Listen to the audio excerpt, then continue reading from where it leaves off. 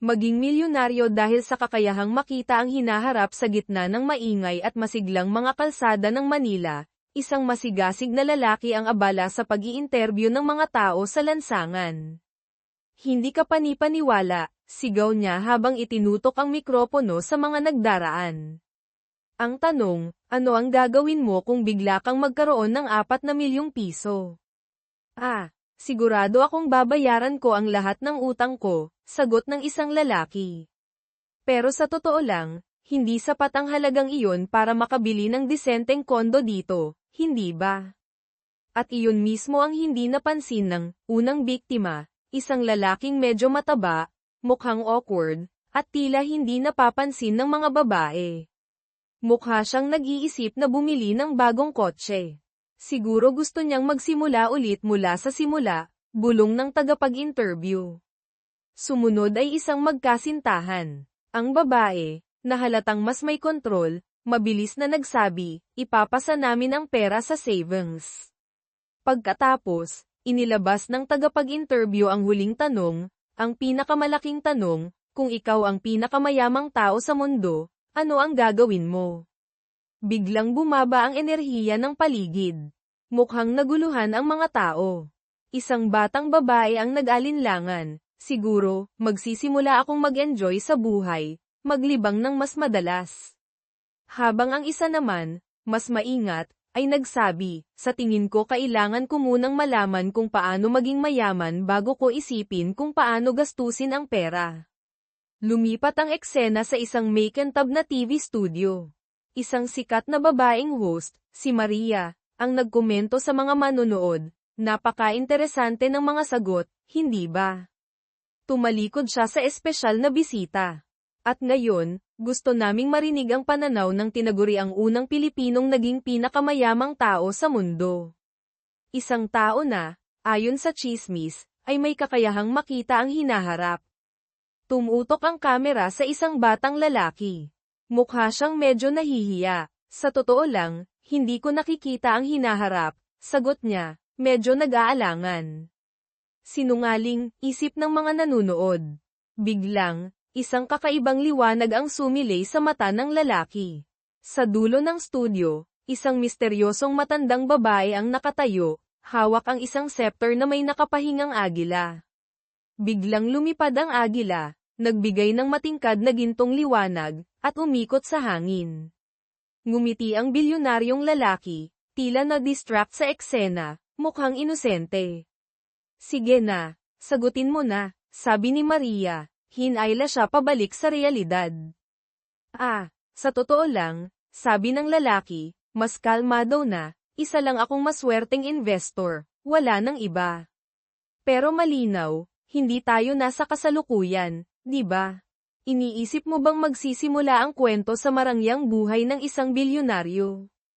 Gising, sigaw ng isang tao.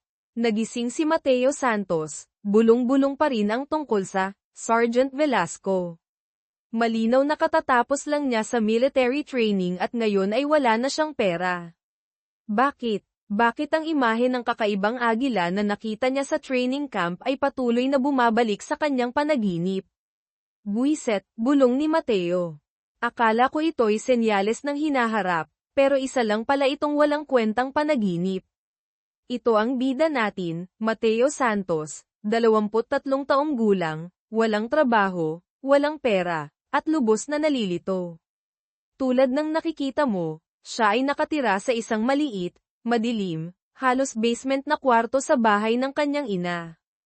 Pero hindi palaging ganito ang buhay niya.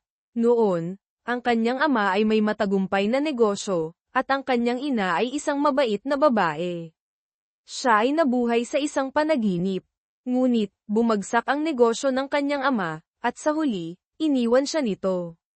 Napabuntong hininga si Mateo, tiningnan ang kanyang telepono, at nagdesisyong bisitahin ang isang kaibigan. Grabe, tingnan mo ang koleksyon mo, Paulo, sabi ni Mateo nang pumasok sa kwarto na puno ng mga action figures. Ang isa dyan, mukhang maganda ang kalidad. Siguradong mahal yan. Ako, hindi ko kayang mangarap na bumili ng ganyan. Si Paulo Garcia, ang kaibigan niyang may salamin, ay tumawa ng may pagmamalaki. Tingnan mo ang epat na koleksyon ko, sabi niya habang itinuro ang paligid ng kwarto. Dablihin mo pa yan, mas maganda ang kulay. Napailing si Mateo. Paolo, ang koleksyon mo ay malaki na simula pa nung elementarya. Paano ko malalaman ang pagkakaiba? Wala kang appreciation sa mga finer details, sabi ni Paolo, na 23 taong gulang din tulad ni Mateo. So, ano ang plano mo pagkatapos ng training? Tapos na ako sa college, sagot ni Mateo, may determinasyon sa boses.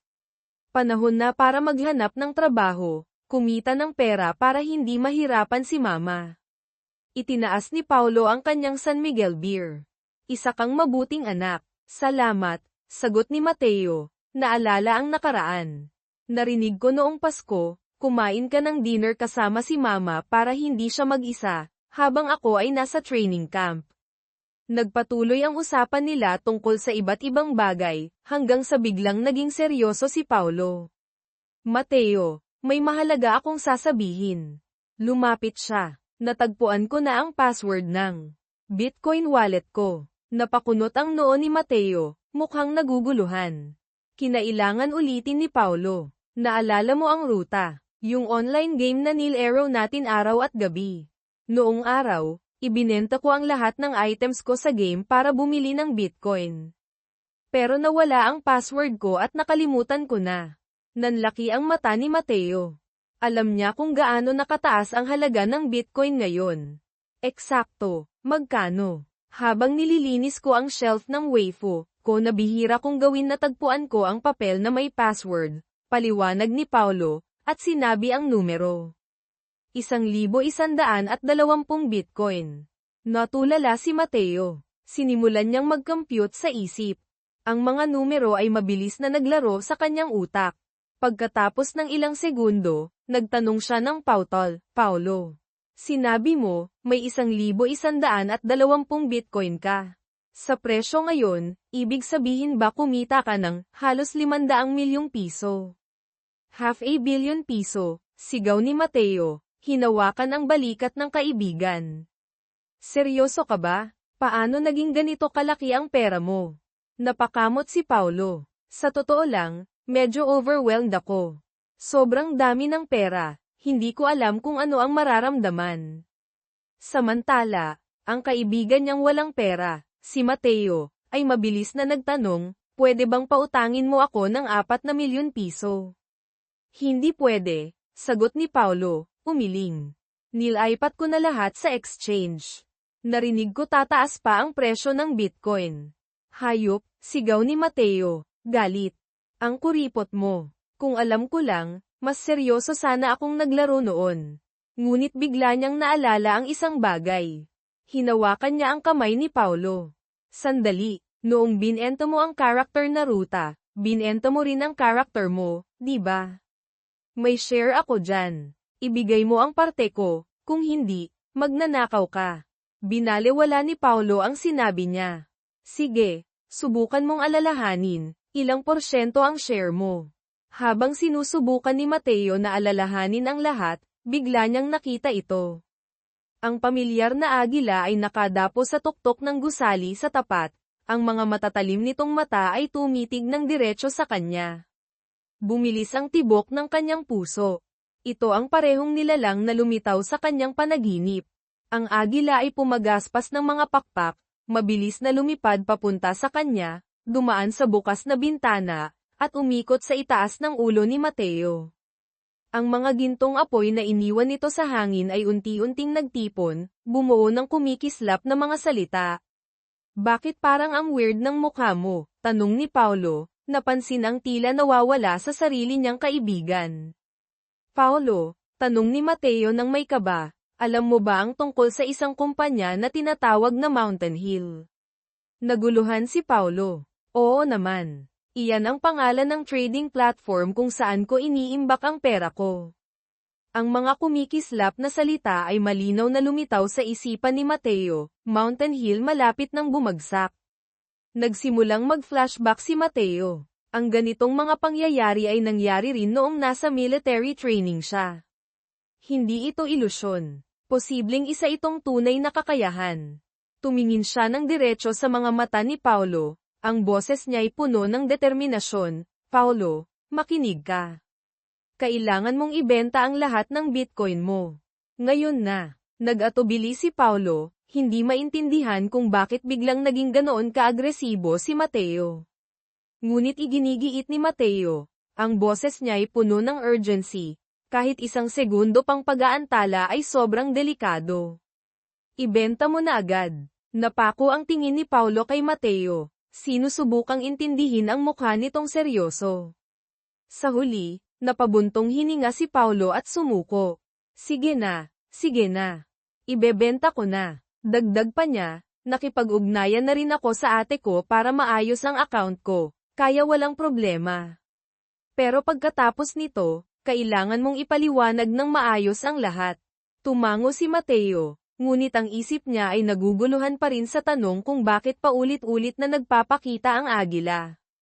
Ang babala tungkol sa pagbagsak ng trading platform ay tila may loika, pero biglang napasigaw si Paulo, ang mga mata niya'y nakatitig sa screen. Grabe, bumagsak ang server ng platform. Agad na nagtanong si Mateo. Ang puso niya'y kumakabog. Paano ang Bitcoin mo? Sa awa ng Diyos, huminga ng malalim si Paulo, halatang natatakot pa rin. Naibenta ko na lahat, ilang segundo bago tuluyang bumagsak ang lahat. Sinubukan niyang pakalmayan ang sarili. Tingnan ko muna, baka maintenance lang ito ng server. Samantala, mas nakatuon si Mateo sa tanong kung bakit ang lahat ng ito ay nangyari kasabay ng paglitaw ng agila. Biglang napasigaw si Paulo, halos mawalan ng ulirat. Diyos ko, bumalik na ang server, pero lahat ng account ay walang laman. Nagkagulo online. Ang internet ay puno ng kaguluhan. Napatingin si Paulo kay Mateo, ang mukha niya'y puno ng hindi makapaniwala. Paano mo nalaman na mangyayari ito? Halatang hindi alam ni Mateo kung paano ipapaliwanag ang lahat. Patuloy na nagtatanong si Paulo, litong-lito at gulat na gulat. Sa wakas, mahina niyang sinabi, siguro, may kakayahan akong makita ang hinaharap.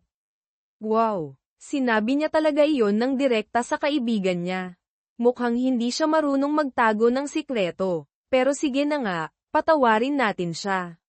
Sa huli, ang kaibigan niya naman ay halos magbigay na ng kalahating bilyong piso sa kanya, kaya okay lang siguro.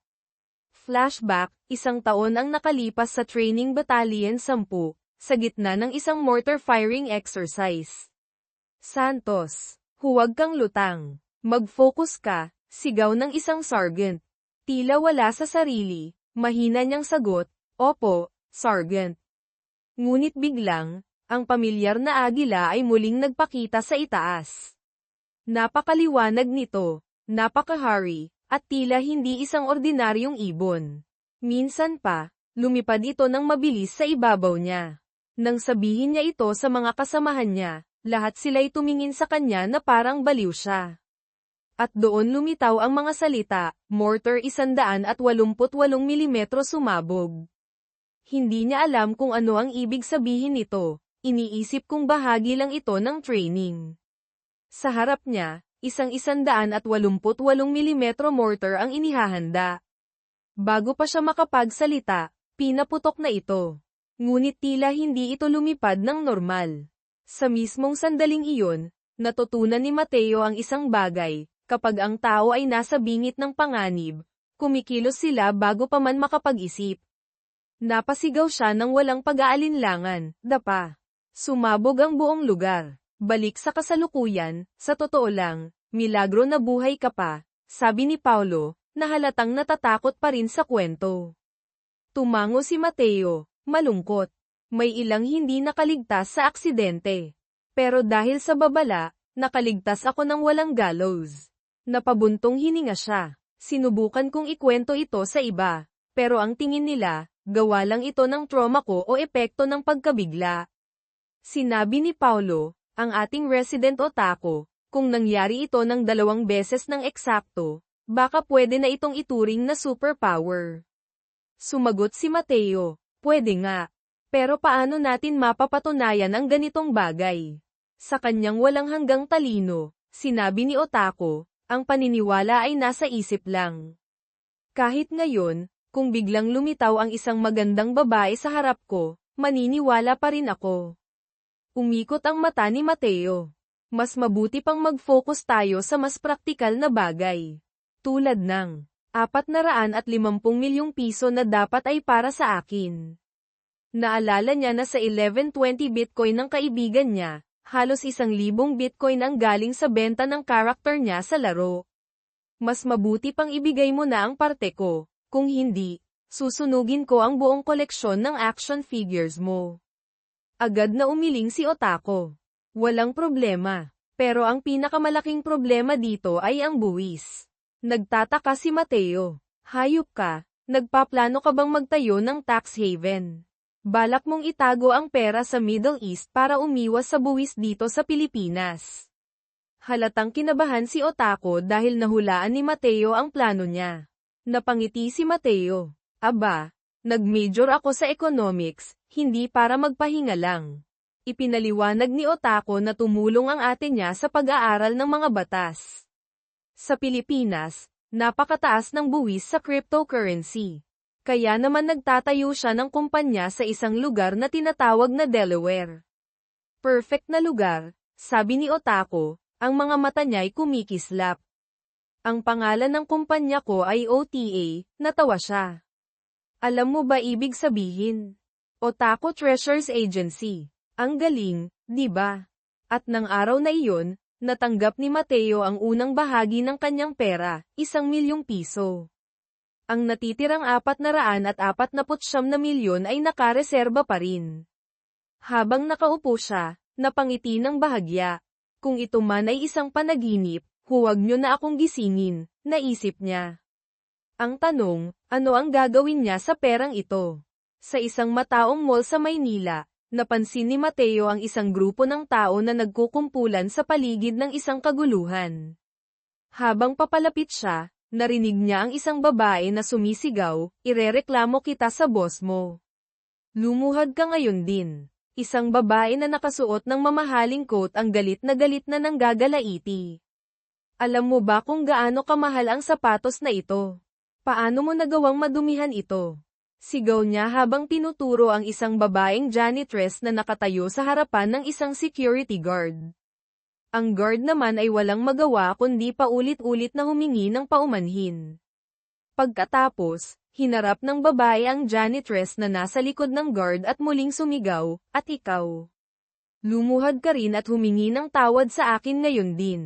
Habang pinapanood ni Mateo ang eksena, unti-unting nagbago ang kanyang ekspresyon mula sa gulat patungo sa galit. At alam mo ba, tumaya ako ng 1,000,000 piso na ang janitress na iyon ay walang iba kundi ang nanay niya. At tama nga ako. Sa susunod na eksena, malinaw na nakita ni Mateo ang mukha ng kanyang ina, si Elena.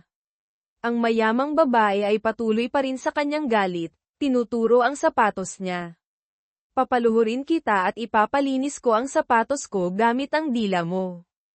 Ang guard ay halatang hindi na alam ang gagawin at lumingon sa janitress. "Ate, magsalita ka naman." Si Mateo, na hindi na maitago ang galit at pagkabigla, ay nag-init ang dugo. Palaging sinasabi sa kanya ng kanyang ina na nagtatrabaho siya bilang operator sa isang call center.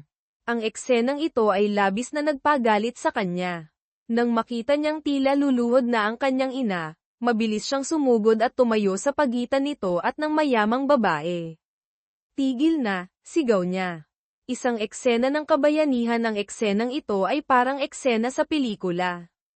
Ang pagligtas sa sariling ina ay mas astig kaysa sa pag-ipon ng pera, Diyos ko. Tumingin si Mateo ng diretso sa babae. Ang boses niya ay kalmado ngunit puno ng awtoridad. "Bakit kailangan mong palakihin ang isang maliit na bagay? At bakit mo kailangang pilitin ang iba na lumuhad?" Si Elena, ang ina ni Mateo, ay bahagyang tumingin sa ibang direksyon, halatang nahihiya. Ang mayamang babae naman ay nakapamewang, at ang boses niya ay puno ng yabang. "Anak ka ba ng babaeng ito?" "Oo, ako ang anak niya," Sagot ni Mateo nang walang alinlangan. Ngunit biglang bumaliktad ang sitwasyon. Si Elena mismo ang nagsabi, hindi. Hindi ko kilala ang lalaking ito.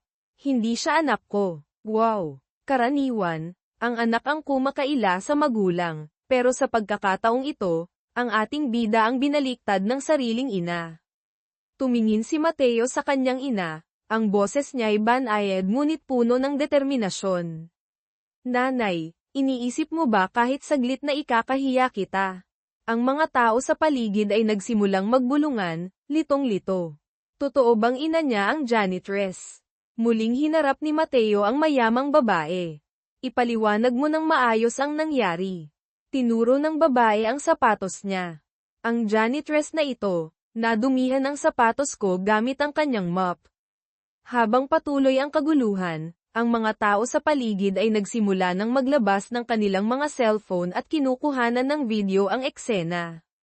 Teka lang, ang buong gulong ito, dahil lang sa maliit na bagay na iyon, tanong ni Mateo, halatang hindi makapaniwala. Nagsimulang mawalan ng pasensya ang babae at muling sumigaw. Alam mo ba kung magkano ang sapatos na ito? Pero ngayon, ang kaharap niya ay isang tao na may tunay na pera. Kalmado si Mateo habang inilabas ang isang bungkos ng pera na nagkakahalaga ng 30,000 piso at inilapag ito sa mesa. Kunin mo ito at umalis ka. Pero kung gusto mong makuha ang perang ito, kailangan mong humingi ng tawad sa nanay ko. Kung ayaw mo, pwede kang umalis nang walang kahit ano. Ang mga tao sa paligid ay nagsimulang magbulungan. Ang pagtanggap ng pera ngayon ay nakakahiya. Ngumiti si Mateo. Bahagyang nakakaloko. Kung gusto mo, pwede kong ihagis ang pera sa sahig para gumapang ka at pulutin ito. Lubos na naguluhan at napahiya, ang babae ay napilitang humingi ng tawad, kahit na halatang labag sa kalooban niya. Habang nagmamasid sa paligid, tila sinisigurado niyang walang masyadong nakakakita. Pagkatapos niyang magsalita, mabilis niyang inagaw ang pera mula kay Mateo at sinimulang bilangin ito. Ngunit hindi pa tapos si Mateo. Tawagin mo ang manager mo, sabi niya, ang boses niya ay malamig. Pagkatapos, hinarap niya ang babae. Mas mabuti pa siguro kung umuwi ka ng nakapaa, dahil binili ko na ang sapatos na suot mo. Kung hindi mo ito ibibigay, tatawag ako ng pulis at sasabihin kong nagnakaw ka.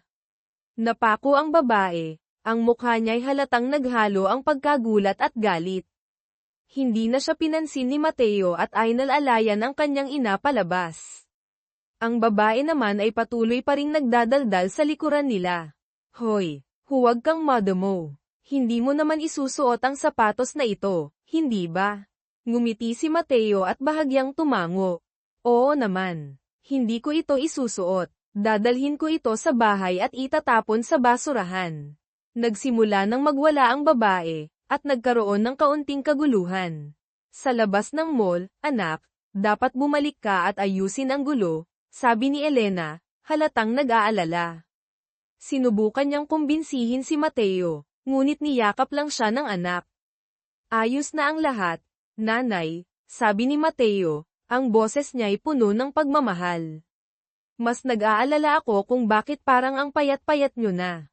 Inakala ni Elena na naaawa ang anak niya sa kanya dahil sa trabaho. Panandalian lang ito, anak. Mula ngayon, hindi mo na kailangang magtrabaho pa, putol ni Mateo. Simula ngayon, ako na ang bahala sa lahat ng pangangailangan mo. Nagliwanag ang mukha ni Elena, puno ng kasiyahan. Ang anak ko, napakalaki na talaga. Tinitigan niya ang anak ng may pagmamahal. Pero, saan ka nakakuha ng pera? Ibinenta ko lang ang gaming account ko kasama ang kaibigan kong si Paulo, nanay. Biglang tumunog ang telepono ni Mateo, na tila hudyat ng panibagong kabanata sa kanilang buhay.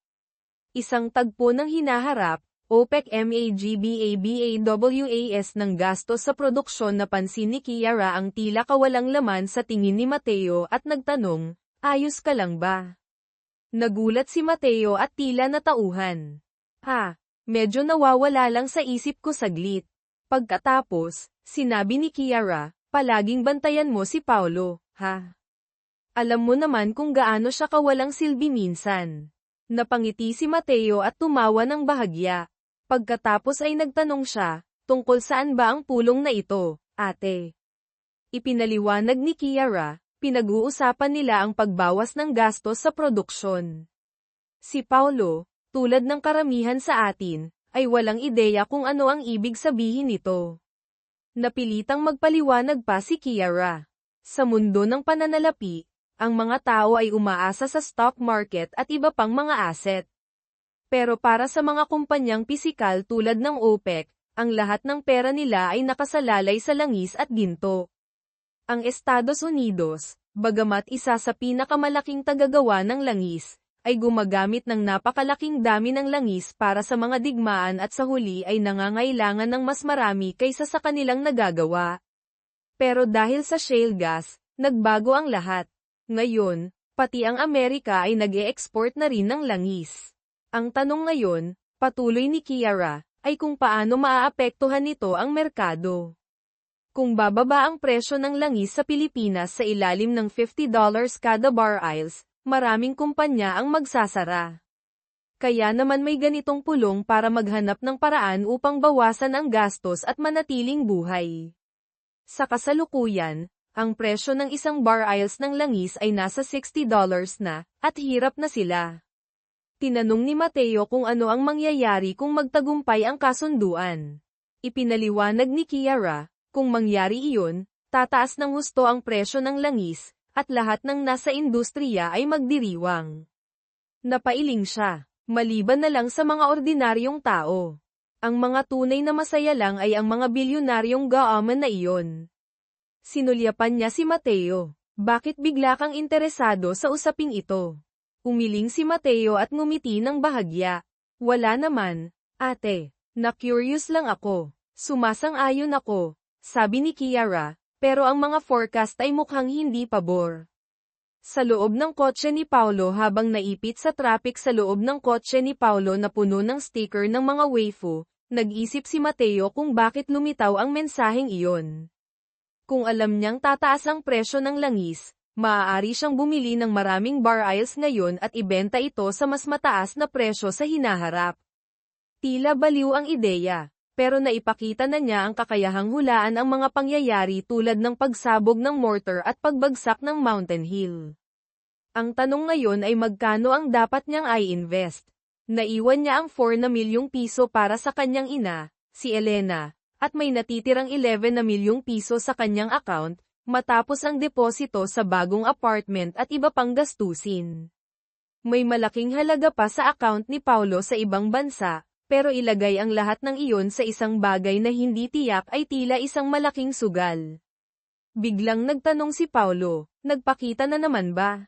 Nagulat si Mateo. Nakatingala si Paulo sa langit na parang isang hanggal, tila may napansin. Napabuntong hininga si Mateo. Diyos ko, ang taong ito ay masyadong mapanuri. Hinimok ni Paulo si Mateo na sabihin ang nakita niya.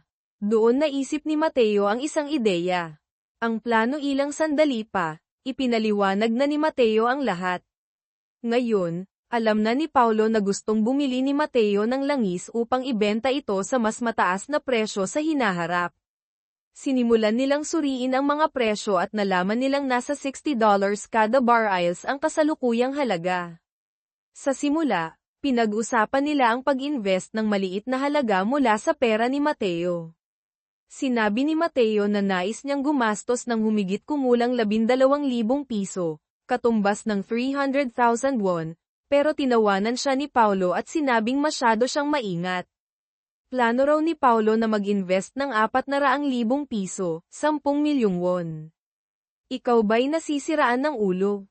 Sigaw ni Mateo. Seryoso ka ba? Tinanong ni Paulo kung mas okay ba ang 200,000 piso, 5 milyong won.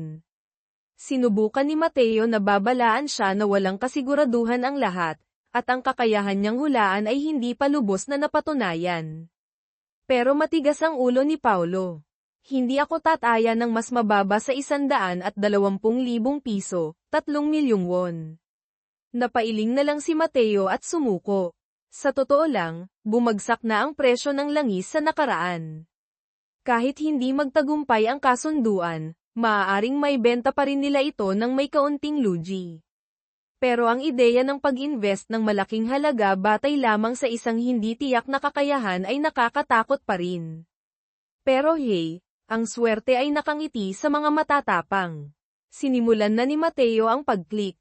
Sa tulong ng payo ni Mateo, nagpasya si Paulo na i-invest ang isang malaking bahagi ng kanyang yaman sa langis gamit ang mga futures contract sa New York Stock Exchange, online lahat, pero kailangan ng lisensyadong broker.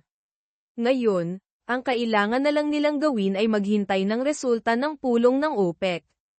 Ang bagong tahanan sa kabutihang palad, nakahanap si Mateo ng disenteng apartment na may 2 kwarto sa mas mataas na palapag. Nagbayad siya ng 4 na milyong piso bilang deposito. Hindi man ito marangya, pero higit pa sa kanilang inaasahan. Masayang-masaya si Elena. Ngayon, may 2 kwarto na tayo at makikita pa natin ang pagsikat ng araw mula rito.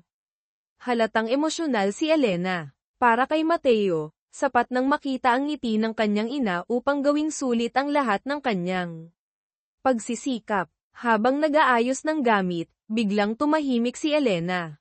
May hawak siyang ilang gamit mula sa isang kahon, mga bagay na pag-aari ng yumaong ama ni Mateo.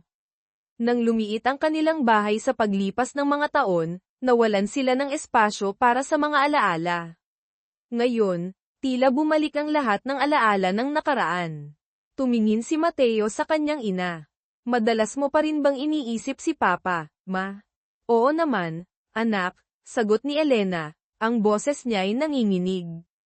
Napakahirap ng trabaho niya. Pero hindi man lang niya nakita ang ganitong araw. Kung nabuhay lang siya ng mas matagal. Tahimik na tinitigan ni Mateo ang larawan ng kanilang dating tahanan, ang bahay na itinayo ng kanyang ama mula sa hirap at tiyaga. Pero matapos ang pagkamatay nito, nawala ang lahat, at napilitan silang ibenta ang bahay. Hindi napigilan ni Elena ang kanyang luha. Tumayo siya bigla. Sige, anak, ayusin mo na ang kwarto mo. Magpapahinga lang ako saglit. Habang tinitingnan ang kanilang bagong kusina, napansin ni Mateo na kailangan nilang bumili ng mga bagong gamit. Nakita rin niyang hirap na hirap ang kanyang ina sa pagbubuhat ng mabibigat na kahon. Agad niyang sinabi, huwag na po kayong magbuhat, Maria. Ako na ang bahala. Inabot niya ang isang bank card sa kanyang ina. Narito po, Maria. May laman itong 4 na milyong piso. Gamitin niyo po para sa lahat ng kailangan niyo. Nanlaki ang mata ni Elena. Ano ba yan, Mateo? Bakit ka gumagastos ng ganyan kalaki? Marami na akong naipon, hindi mo na kailangan pang gawin ito. Ngunit nanatili si Mateo sa kanyang desisyon. Ma, isipin niyo na lang po na ito ang paraan ko ng pagpapasalamat sa inyo. Ang huling pagsusugal matapos bayaran ang apartment, bigyan ng pera ang kanyang ina, at ayusin ang lahat ng kailangan. Natira kay Mateo ang humigit kumulang 11 na milyong piso. Sa teorya, sapat na ito para hindi siya mag-alala sa mga gastusin sa loob ng ilang taon. Pero mukhang hindi kontento ang ating bagong investor na manatili lamang sa ganoong estado. Sa isang banda, ang kanilang hinaharap ay nakasalalay sa resulta ng pulong ng OPEC. Sa kabilang banda, ang tanong ay, tama ba ang desisyon nilang sumugal? Kinabukasan, muling sumugod si Paulo sa bahay ni Mateo dahil malapit nang ilabas ang resulta ng pulong. Pakiramdam ni Mateo ay parang siya'y naipit sa isang walang katapusang eksena ng suspense sa pelikula, dahil tila napakatagal bago lumabas ang resulta. Simula nang magsimula ang pulong, bumagsak na ng 3% ang presyo ng langis. Ang ibig sabihin nito, isang bahagi ng kanilang puhunan ay tila naglaho na sa papel. Kalma ka pa ba ngayon? Tanong ni Mateo kay Paulo. Ngunit buong kumpiyansa si Paulo na sumagot, hindi ako natatakot. Naniniwala ako sa Conmat Tintray. Upang may bailang ang atensyon nila, nagpasya si Mateo na maglaro ng video games kasama si Paulo. Pero ang adik sa laro na ito ay puro mga simulation game ng pakikipag-date kasama ang mga anime girls na sobrang sexy ang nilalaro. Samantala, patuloy pa ring bumabagsak ang presyo ng langis. Sinubukan ni Mateo na magmukhang kalmado. Walang problema. Kahit mawala ang perang iyon, hindi naman ito sisirain ang buhay niya. Sa totoo lang, ang dagdag o bawas ng ilang milyong piso ay hindi sapat upang magretiro siya. Ngunit kasabay nito, nakakatakot isipin na kung mawawala ang lahat, baka kailangan nilang bumalik sa mga trabahong ayaw nila. Habang natutulog siya ng saglit, nagising siya sa sigaw ni Paulo. Lumabas na ang resulta ng OPEC. Nag-uunahan ang mga balita, OPEC nagkasundo sa pagbabawas ng produksyon. Magkano na ang presyo ng langis?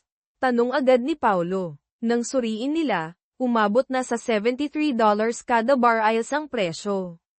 Sa loob lamang ng ilang minuto matapos ang anunsyo, tumaas ito ng 20%. Tingnan mo ang account natin. Ibenta mo na, Paulo, sigaw ni Mateo. Dapat natin itong ibenta ngayon, dahil wala akong anumang hula tungkol sa mga susunod na mangyayari. Agad na sumunod si Paulo. Ang tagumpay ilang sandali pa, nagsimula na silang magbilang ng kanilang kita. Diyos ko, kapag mayroon kang cheat code para sa pera, napakadali ng buhay. Ang dalawang magkaibigan ay kumita ng humigit kumulang 35 na milyong piso, katumbas ng $630,000 United States dollars. Naupo si Mateo, nakayuko at hawak ang kanyang ulo, mukha siyang isang ganap na hanggal. Dahil mas maliit ang kanyang puhunan, o ideya ng puhunan, kumpara sa malaking halaga na inilagay ni Paulo, ang bahagi niya ay humigit kumulang 3.3 na milyong piso, katumbas ng $60,000 United States dollars. Napaisip siya, napaka-injustice naman ng mundong ito, pero sa kabila nito, nagpapasalamat siya sa kabutihang loob ni Paulo. Si Paulo naman ay nagsabi, kung inilagay ko lang ang lahat ng pera na plano ko noong una, baka mayaman na tayo ng sobra-sobra. Pero mabilis din niyang binalewala iyon. Pero hindi na mahalaga iyon. Ang mahalaga ay isang bagay, ito na ang ikatlong beses. Ang swerte ay maaaring gumana ng isa o dalawang beses, pero ang pangatlo, iyon ay katiyakan. Totoo nga, ang kakayahan ni Mateo na makita ang hinaharap ay totoo. At tumpak, naupo si Mateo, nagmumukhang tanga. Naisip niya kung talagang mayroon siyang isang kapangyarihan na pangbidang antas, tulad ng sa mga pelikula. Karaniwan, kapag may nakakakuha ng kakaibang kakayahan, iniisip ng mga tao ang isang malakas na lalaki na tumatakbo, nananapak, at bumabagsak ang mga kontrabida. Pero sa modernong mundo na halos walang karahasan, ang sinumang bayani na may pisikal na lakas lamang ay tila walang silbi. Ang mga makina ay kaya nang gawin ang lahat ng iyon. Ngunit ang kakayahang makita ang hinaharap, iyon ay isang bagay na hindi matutumbasan. Kahit ang pinakamalalakas na supercomputer sa mundo ay hindi kayang pantayan ang ganoong kakayahan. Ang plano ni Paulo agad na nagtanong si Paulo kung kaya bang hulaan ni Mateo ang lahat mula sa resulta ng mga laro sa sports hanggang sa mga aksidente. Kung talagang gumagana ang kakayahan niya ng ganoon, talagang nakakabaliw ito. Ngunit mas interesado si Mateo na alamin kung kailan ito nagsimula at bakit ito nangyari. Kahit si Paulo, na kadalasang parang hanggal, ay may punto. Nagsimula ang lahat sa insidente ng mortar, noong halos mamatay siya. Ipinapakita nito na ang kakayahan niya ay tila na trigger lamang sa mga sitwasyong pangkrisis. Malinaw na iniisip ni Paulo na gamitin ito bilang isang safety net halimbawa, kung mawawala na lahat sa kanya, baka biglang lumabas ang maliit na agila upang sagipin siya. Ang layunin ngayon ay alamin kung bakit ito lumitaw sa una at kung paano ito muling lilito. Habang pinag-uusapan nila ito, binanggit ni Paulo na ang unang pagkakataon na lumitaw ang kakayahan ni Mateo ay sa Bitcoin, at ang pangalawa ay sa usapan nila ng kanyang ate na si Kiara. Kung susuriin ang dalawang insidenteng iyon, maaaring gumagana lamang ang kapangyarihan ni Mateo sa mga sitwasyong may kinalaman sa pananalapi. Nakaramdam ng pagkalito si Mateo, lalo na dahil sa insidente ng mortar. Sinabi ni Paulo na maaaring may maliit na eksepsyon, mga sitwasyong may kinalaman sa buhay at kamatayan. Bigla, Napaisip si Paulo at tinanong kung ano ang nangyari matapos ang insidente ng mortar.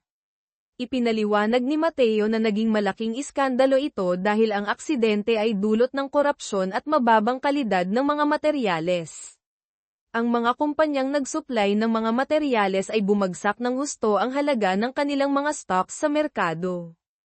Itinuro ni Paulo na, sa isang paraan, hindi lang ito tungkol sa buhay ni Mateo kundi pati na rin sa pananalapi. Sumang-ayon si Mateo, may punto nga. Sa mundong ito, halos lahat ng bagay ay direktang o di-direktang konektado sa pera. Ang alok ni Paulo ilang sandali pa, inilabas na ni Paulo ang alok na pareho nilang alam na darating. Gagamitin ni Mateo ang kanyang kakayahan upang makita ang hinaharap, at si Paulo ang magbibigay ng lahat ng kapital na kailangan nila para sa mga pamumuhunan. Sa tingin ni Mateo, ito ay isang solidong kasunduan. Sa huli, ang maliit na puhunan niya ay walang laban sa napakalaking kapasidad ni Paulo. Bukod pa rito, hindi niya alam kung hanggang kailan tatagal ang kakayahan niya. Baka ito na ang huling pagkakataon na magamit niya ito. At dahil handang akuin ni Paulo ang lahat ng posibleng pagkalugi habang naghahati pa rin sila sa kita kung magtagumpay, wala namang mawawala kay Mateo kahit na mag-fail ang kanilang investment. Halos masyadong maganda ang alok na ito para tanggihan. Ngunit nagsimula ring mag-alinlangan si Mateo kung patas ba ang kontratang ito.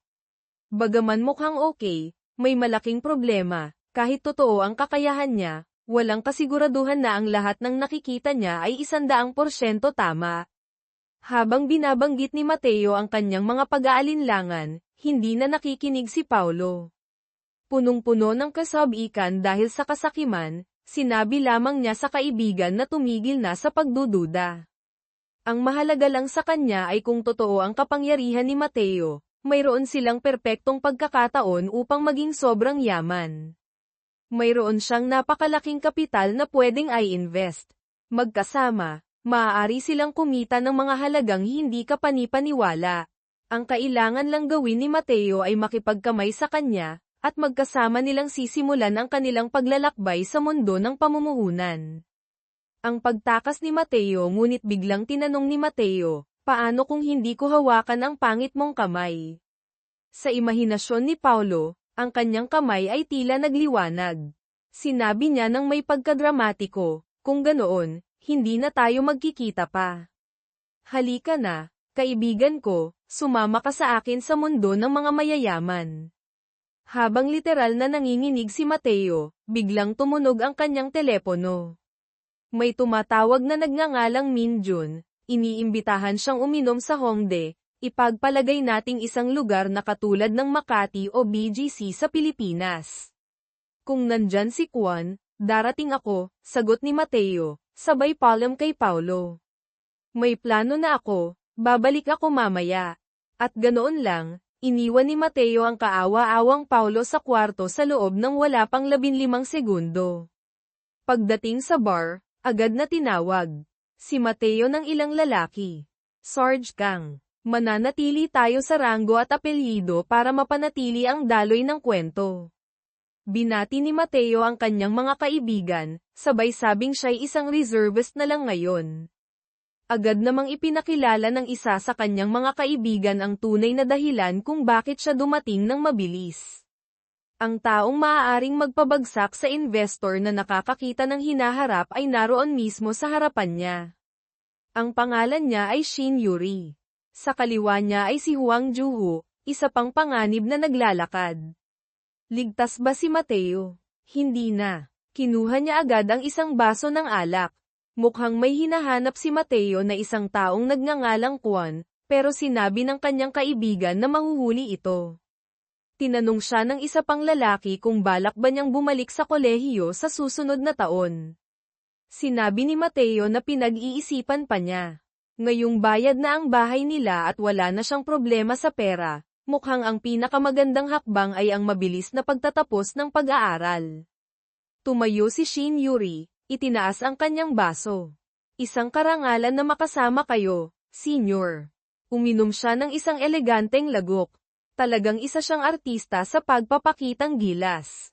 Muli niyang tinaas ang kanyang baso nang purihin ni Mateo ang kanyang galing sa pag-inom. Eksaktong sa sandaling iyon, pumasok ang isa pang tao sa bar. Si Jong Kwan-woo. Mukhang senior ito ni Mateo sa militar o sa ibang lugar. Gusto ni Mateo na ang babae sa grupo ang magbuhos ng alak para sa lalaking ito habang sila'y nag-uusap tungkol sa trabaho at negosyo. Binanggit ng kaibigan ni Mateo na 4 na kumpanya ang nagsasama upang bumuo ng isang malaking conglomerate. Ang problema, kapag nagsama ang 4 na kumpanya, hindi lahat ng empleyado ay mananatili. May ilan na matatanggal. Tinanong ni Mateo ang handgal na ito kung ano ang gagawin niya kung siya'y masisante. Sinabi ng lalaki na nagsisimula na siyang mag-interes sa pag-i-invest. Pagkatapos ng ilang bote ng alak, iginiit ng lalaki na walang magaling na investor sa bansang ito, kundi mga magagaling na negosyante lamang. Ngunit kailangan nila ng isang taong matapang at may kapital upang magsimula ng mga tunay na hakbang sa lungsod. Samantala, si Yuri ay naglalaro ng kanyang cellphone sa ilalim ng mesa.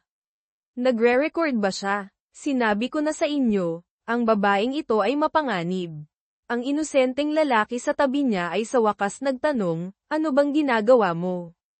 Paliwanag ni Yuri na dapat ay makikipagkita siya sa isang kaibigan, pero dahil narito siya ngayon, tinawagan na niya ang kaibigang iyon. At nang banggitin niya ang pangalang, Soa, tila nanigas ang buong bar. Nagsimulang magpawis ng malamig si Mateo. Ang babaeng ito ba'y sobrang delikado, o may nangyari na? Ngunit huli na para umatras. Pumasok na siya. Kung tatanungin niyo ako, mas mapanganib si Yuri. Ang babaeng naka-black dress na maikli ay hindi naman ganoon kalala. Hindi ko sinasabing pangit siya, pero hindi siya kasing delikado ni Yuri. Naupo si Mateo, mukhang isang tanga, at pawis na parang naliligo. Agad siyang nakilala ng babae. Kang Jinho. Mananatili tayo sa buong pangalan ng pangunahing karakter para sa eksenang ito. Napakatarantado. Ito ang unang beses na nagkita silang muli mula nang maghiwalay sila. Kaya pala, hindi siya isang ganap na talunan tulad ng iniisip natin. Ang gago ay nagkaroon ng girlfriend bago pa magsimula ang kwento. Ang malas lang talaga. Ang pag-uusap sa nakaraan ilang segundo pa lang ang lumipas, naiwan na silang dalawa sa mesa. Binanggit ng babae na 2 taon na mula nang huli silang magkita. Kinumpirma ito ni Mateo at sinabing maayos naman ang kanyang buhay ngayon. Tinanong niya kung masaya ba siya sa bagong nobyo nito. Oo, masaya kami, sagot niya. Mukhang nakikipag-date siya ngayon kay Go Jung-hyuk. Talo ang bida natin sa isang gym king. Sa totoo lang, ang lalaki ay mas mukhang kuya niya kaysa nobyo, pero bahala na. Gusto niyong malaman. Iniwan si Mateo. Ang tarantadong si Go Jung-hyuk ay anak ng isang mayamang pamilya. At pagkatapos ng breakup nila ni Mateo at ang pagsali nito sa militar, nagsimula siyang makipag-date sa lalaki. Ngayon, nakaupo lang si Mateo, nakatitig sa kanya, mukhang isang ganap na handgal. Sinabi ng babae na nagbago na siya ng sobra. Noon, akala ko medyo boring ka.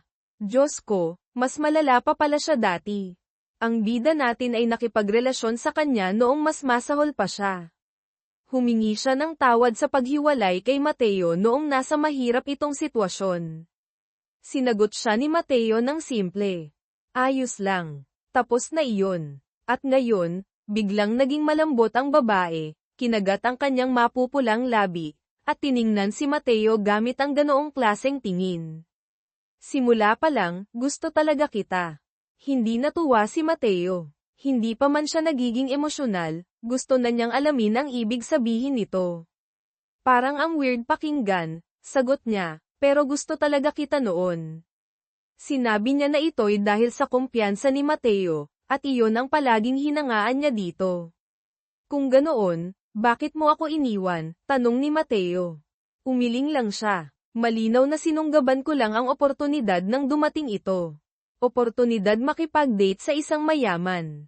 Oo, tama. Sinabi pa niya ito ng direkta, na parang walang kahit anong itinatago. Dagdag pa niya, hindi niya kayang palampasin ang pagkakataong matupad ang kanyang mga pangarap. Ang pangarap niya, malinaw naman, ay magpakasal sa isang mayaman. Gusto ni Mateo malaman kung ano ang pinagsasabi niya. Ngayon, nanigas ang babae, halatang nahihiya, at tumayo ng awkward. Kailangan ko nang umalis. Pero hindi hinayaan ni Mateo na matapos ito ng ganoon lang. Ano ang ibig mong sabihin sa pangarap mo? Tiningnan lang siya ng babae ng isang beses bago umalis, sabay bulong na ang pangarap niya ay ang maging matagumpay. Samantala, naiwan si Mateo na nakaupo, nakasubsob sa mesa na parang isang tambak ng basura. Ang nakaraan ni Mateo 2 taon na ang nakalipas, bago pa man may libing ang kanyang ama, na foreclose na ang kanilang bahay. Lahat ng kamag-anak nila ay tumalikod sa kanila. At si Soa, iniwan siya bago pa siya makapagluksa. Napilitan siyang sumali sa militar. Samantala, ang kanyang ina ay naiwan mag-isa upang magtrabaho at mabuhay. Diyos ko, napakalupit na dagok iyon. Hindi lahat ng tao ay kayang makaligtas sa ganoong sitwasyon. Pero kamakailan, nagbago ang lahat.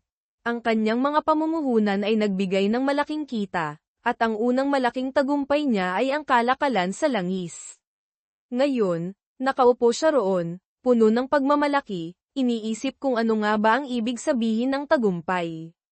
Eksaktong sa sandaling iyon, lumitaw ang agila sa harapan niya. Nagbiro pa si Mateo. Narito ka ba para uminom, bata? Pero tulad ng dati, pinalipad ng nilalang ang kanyang mga pakpak, umiikot sa itaas niya. At nang makita niya ang mensahe nito, lumiwanag ang kanyang mga mata. Kaya ito pala ang hinaharap niya. At syempre, ang tarantadong manunulat ay hindi sasabihin sa atin kung ano ang nakasulat. Pero batay sa reaksyon niya, mukhang magandang balita ito. Ang susunod na nangyari ay nagising si Mateo sa bahay ni Paulo, sabay gising sa kaibigan niya, sumisigaw tungkol sa isang mahalagang bagay. Lasing pa si Paulo, at pabagsak na tanong, ano bang gusto mo? Mateo, puno ng kasabikan, sumagot, gusto kong magtagumpay. Diyos ko, hindi maaaring siya'y naaapektuhan pa rin ng boring na si Soa. Si Shin Yuri ay 10 beses na mas mahusay, isang tunay na reyna. Ang umaga ng hangover dumating ang umaga, at ang hangover ay bumagsak sa kanya. Kaya nga sinasabi nila, ang pag-inom ng alak ay parang pagnanakaw ng kaligayahan mula sa kinabukasan mo. Mga bata, huwag kayong uminom ng alak. Si Paulo, bilang isang tunay na kaibigan, ay palaging naghahanda ng burger para sa kanya upang matulungan siyang makabawi. Diyos ko, ganito ba ang diet ng mga Amerikano? Siyempre, gusto ni Paulo malaman kung ano ang nangyari kagabi. Mateo, na mukhang walang pakialam, ay sumagot, hindi ko na maalala. Pero totoo ba ito? O sobra lang siyang lasing kaya nagka-amnesia? Agad siyang tinukso ni Paulo. Umuwi ka kagabi na sobrang excited, sigaw ng sigaw na may nakita kang mahalagang bagay. Napabuntong hininga si Mateo. Sige, ipapaliwanag ko. Tinanong niya si Paulo, nakapag-invest ka na ba kahit minsan? Paulo, na tila walang alam sa mundo ng investment, ay sumagot ng pabiro, syempre hindi pa. Sa kabilang banda, si Mateo ay nag-aral ng finance sa kolehiyo at sumali sa mga investment group. Pero noong nagsimula siyang mag-invest sa aktwal, mayroon lang siyang 40,000 peso, 1,000,000 won, bilang panimulang puhunan, at halos lahat ng iyon ay nawala. Sa madaling salita, sa bawat investment niya, nalulugi siya ng 50%. Tinitigan siya ni Paulo, halatang dismayado. So, nag-aral ka ng lahat ng iyon para lang walang matutunan. 1 taon pa lang akong nag-i-invest, paliwanag ni Mateo. Kailangan ng oras para gumaling. Ang puhunan at ang diskarte pinagsama nila ang kanilang pera at natuklasan na mayroon silang humigit kumulang 520 milyong peso, 13 bilyong won, mula sa kita ni Paulo sa Bitcoin. Alam ni Mateo na ito ay mas maraming pera kaysa sa nakikita ng karamihan sa kanilang buong buhay. Ang problema, sa mundo ng investment, mahalaga ang laki ng kapital mo. Kung mayroon kang 400,000 peso, 10 milyong won, para kumita ng 4 na milyong peso, 100 milyong won, kailangan mo ng 1,000% na return. Pero kung mayroon kang 400 milyong peso, 10 bilyong won, 1% na return lang ay magbibigay na sa iyo ng 4 na milyong peso. Ang tanging dahilan kung bakit kumita ng malaki si Paulo sa oil trading ay dahil mas malaki ang inilagay niyang puhunan. Pero malinaw, habang mas malaki ang puhunan, mas malaki rin ang panganib. Kung ganoon, kailan tayo mag-i-invest ulit? Tanong ni Paulo. Itinaas ni Mateo ang kilay. Bakit ang isang tao na may 520 milyong peso ay iniisip pa ang tungkol sa investment? May perpektong sagot si Paulo. Mas maraming pera, mas maganda. Gusto ko pa ng mas marami. Ang taong ito ay talagang medyo sekim. Ang diskarte ni Mateo. Tinanong ni Paulo si Mateo kung ano ang balak niyang gawin sa kanyang pera. Sinabi ni Mateo na naghihintay siya para mag-invest. Malinaw, kailangan niya ng isang senyales bago siya kumilos. Kung hindi lilito ang agila, wala siyang gagawin. Hindi siya isang hanggal.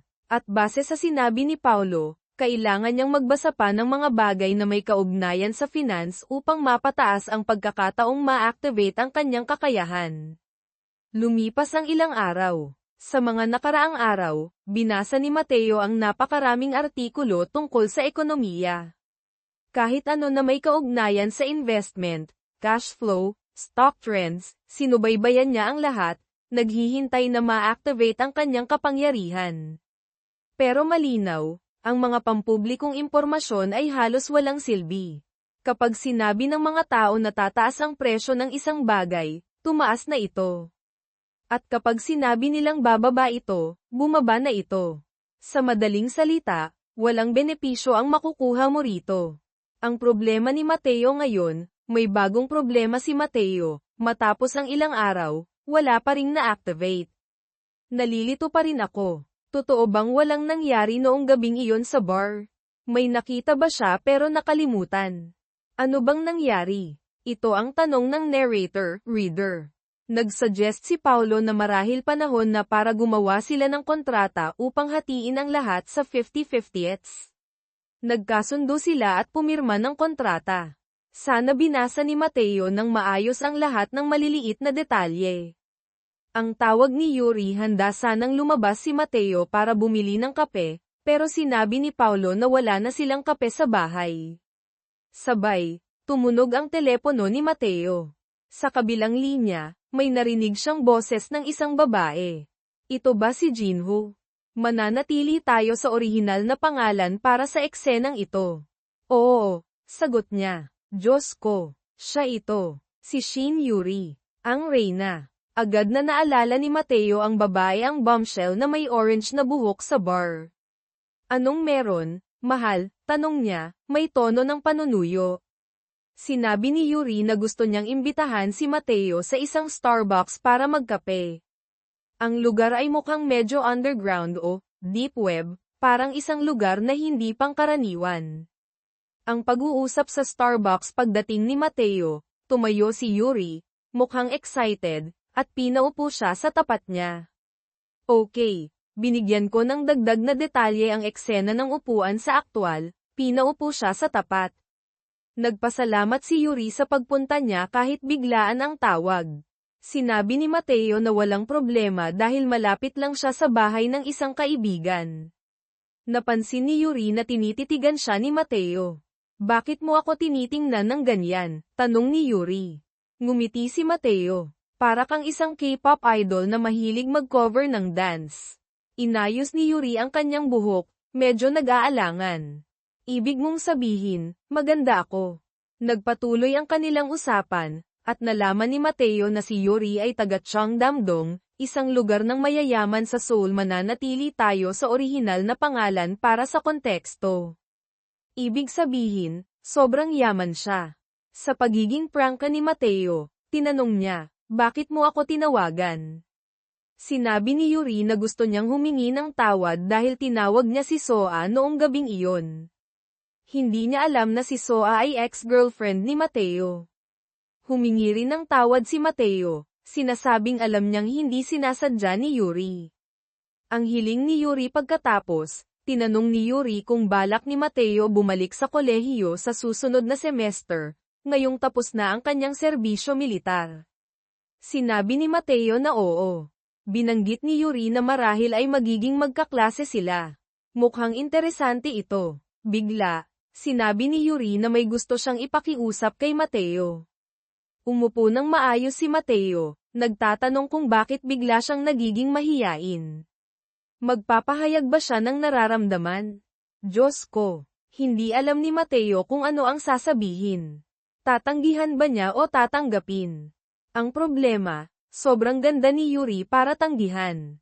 Diyos ko, ganito ba talaga ang nangyayari? Pero sa huli, inamin ni Yuri na gusto lang niyang humingi ng tulong sa pagbili ng bagong telepono dahil natatakot siyang maloko. Napagtanto ni Mateo na masyado siyang nag-isip ng malayo. Pumayag siya, pero sinabi niyang hindi siya mahusay pagdating sa gadgets. Ngumiti si Yuri. Basta nandyan ka, sapat na iyon. Sa isip ni Mateo, si Paulo ang perpektong tao para rito. Ang tarantado ay bumibili ng lahat ng bagong telepono at gadget sa merkado. Pagdating sa tindahan ng telepono, agad na pumasok si Yuri at tinanong kung mayroong Samsung L6. Umupo si Mateo habang sinimulan ng empleyado ng tindahan ang pagpapaliwanag ng lahat ng mga tampok ng telepono. Ang tarantado nating bida ay nakaupo lang doon, nag-iisip. Diyos ko, ang pagbili ng telepono ngayon ay napakakomplikado. Dapat mas simple ito. At sa totoo lang, hindi naman talaga kailangan ang presensya niya rito. Dahil dito, nagsimula siyang maglakad-lakad at tumingin sa paligid. Kinuha niya ang isang unit ng L6 at naalala na bago siya sumali sa militar, ang pinakabagong modelo noon ay L3 pa lamang. At iyon ang sandaling nag-activate ang kapangyarihan ng agila. Ang agila ay lumipad papasok sa tindahan, umiikot sa ibabaw ng ulo niya. Sa pagkakataong ito, lumitaw ang mensahe, L6 ngitig na produksyon. Napakunot noo si Mateo. Nalilito siya. Ano ito? Sa tingin ko, malinaw naman, hindi ba? Ang telepono ay malapit nang ihinto ang produksyon. Pero tingnan natin kung saan haantong ito. Napansin ni Yuri na nakatingin si Mateo sa kawalan. Anong tinitingnan mo? Tanong niya. Pumikit si Mateo at ngumiti. Wala, may lamok lang na dumaan. Siyempre, ang tarantado nating bida ay tuwang-tuwa. Isa na namang senyales ang naganap. Ang pag-uwi sa daan pauwi, binanggit ni Yuri na iniisip niyang bumili ng kulay dilaw, pero mas gusto niya ang kulay asul kaya iyon ang pinili niya. Mateo, na tila walang interes, ay sumagot, oo, maganda nga. Pero malapit na itong ihinto ang produksyon. Napakunot noo si Yuri. Biglang nanigas si Mateo. Sa sobrang pag-iisip niya tungkol dito, hindi sinasadyang nasabi niya ng malakas. Sa desperadong pagtatakip, bigla niyang sinabi na kailangan niyang umalis dahil may kailangang asikasuhin. Kumaway siya ng palem at mabilis na umalis. Habang nakatingin si Yuri sa kanyang pag-alis, napabuntong hininga siya. Iniisip niya na sana man lang ay naimbitahan niya si Mateo para kumain bilang pasasalamat sa tulong nito.